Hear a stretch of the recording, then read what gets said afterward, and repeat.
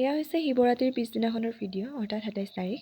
যিহেতুকে আমাৰ ইয়াতে আজি নাগাৰা নাম প্ৰদৰ্শন আছে, সেই গতিকে খোৱা লোৱা হ'বৰ বাবে মাহঁতে আঞ্জা পাচলি কাটি আছে। আৰু এই দিনটো আমাৰ ইয়াতে ভাগৱত পাঠ কৰি আছিলে বাবে এয়া শেষ হোৱাৰ পাছত ৰাইজৰ লগত সেৱাও কৰিলোঁ। তাৰপাছত এয়া হৈ গ'ল মাহ প্ৰসাদ বিতৰণ। আৰু আমাৰ মানে ২৭ তাৰিখৰ দিনটো আমাৰ নামঘৰতে এনেদৰে ভাগৱত পাঠ কৰিলে। আৰু ৰাতি নাগাৰা নাম প্ৰদৰ্শন হ'ব দুযোৰকৈ। এযোৰ হৈছে ৰঙিয়াৰ ৰাহুল কলিতাৰ আৰু এযোৰ হৈছে ডেৰমুনৰ অৰ্থাৎ মুকুটচন্দ্ৰ হাজৰিকাদেৱৰ। আৰু তাৰপাছতে ঘৰলৈ আহিলোঁ অলপ টাইম, যিহেতুকে নাম হওঁতে অলপ দেৰি হ'ব। ইহঁতৰ চাওকচোন কাঢ়া ধোৱা লাগিছে একদম। আৰু এয়া ৰাতি প্ৰায় 8:30মান বজাতে নাম আৰম্ভণি হ'ল।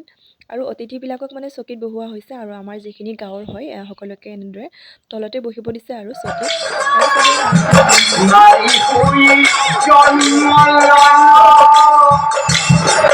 আৰু এয়া নামৰ মাজতে চাহো দিলে।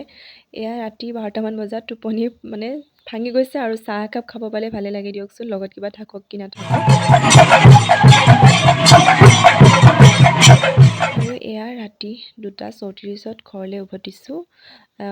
ৰাতিপুৱালৈ হৈছে বাৰু, কিন্তু মানে মোৰ গাটো সিমান এটা ঠিক নাছিলে, জ্বৰ লাগি আছিলে বাবে আহিলোঁ সোনকালে। আৰু এয়া আমাৰ গাঁৱৰ ৰাতিৰ দৃশ্য চাওকচোন নামঘৰৰ। তো আজিলৈ ভিডিঅ'টো ইমানেই আছিলে, বাই।